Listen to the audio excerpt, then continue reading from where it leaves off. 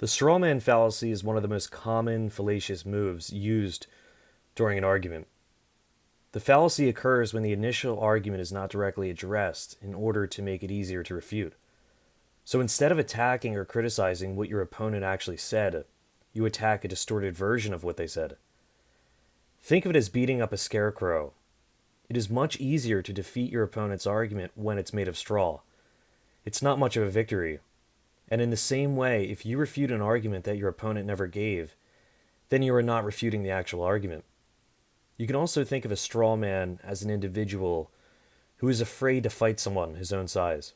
He knows that this will be too difficult of a task, so he chooses to fight someone much smaller, because it will be easier for him to defeat the smaller person. This is sort of how straw man arguments function, especially when done on purpose. Strawman arguments are an easy way to make your position seem stronger, but in reality it shows a complete lack of understanding about the real argument that is being made. Often strawman fallacies are committed by accident, purely from ignorance, but other times a strawman can be committed on purpose in order to distort their opponent's argument and deceive others. So I want to present 4 examples of strawman arguments. Here's the first one. Initial argument. I am pro-life because women do not have the right to end another human being's life. Straw man. People who are pro-life have no respect for women and treat them as baby-making machines. This is a straw man because it states that those who are pro-life have no respect for women. Does it follow that those who are pro-life have no respect for women? The initial argument also focuses on rights, not disrespect of women. This argument would be made much stronger if it gave reasons why women have the right to abort, or how a fetus is not a human being. Here is straw man number 2. So the initial argument. The welfare state should be abolished for X number of reasons. Straw man. You clearly do not know what it is like to live in poverty, and you lack care for those in need of welfare. This is a straw man because it does not address the X number of reasons why the welfare state should be abolished.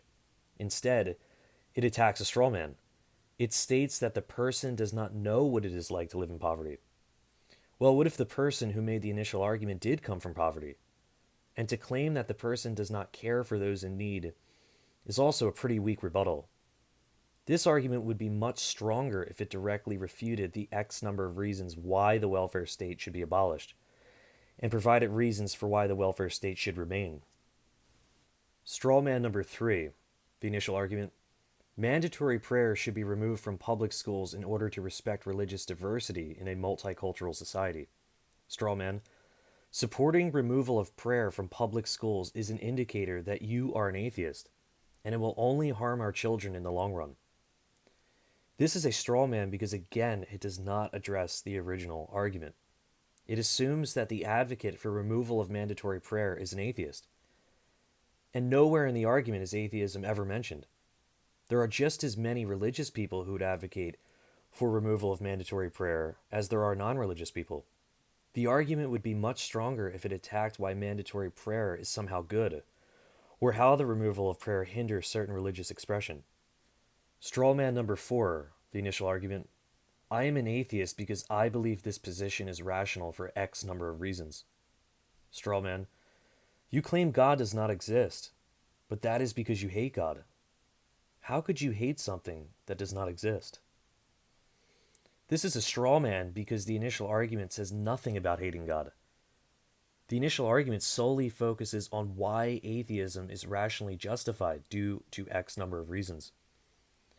The argument would be much stronger if it gave reasons why atheism is not rationally justified, and directly refuted the X number of reasons. How do I address strawman arguments? So I think there are 2 main ways. The first being, point it out if you think your opponent is guilty of a strawman fallacy. The argument really is not going to go anywhere if strawman fallacies are being committed. And if anything, it will make your opponent a more critical thinker. It will cause him to really question what he's saying, whether it's done on purpose or out of plain ignorance. And the second being, ask your opponent to defend their distorted position in terms of your original argument that you presented. By asking this, it will force your opponent to continually go back to the original argument. It will put the argument back on track. How can I avoid using strawman arguments?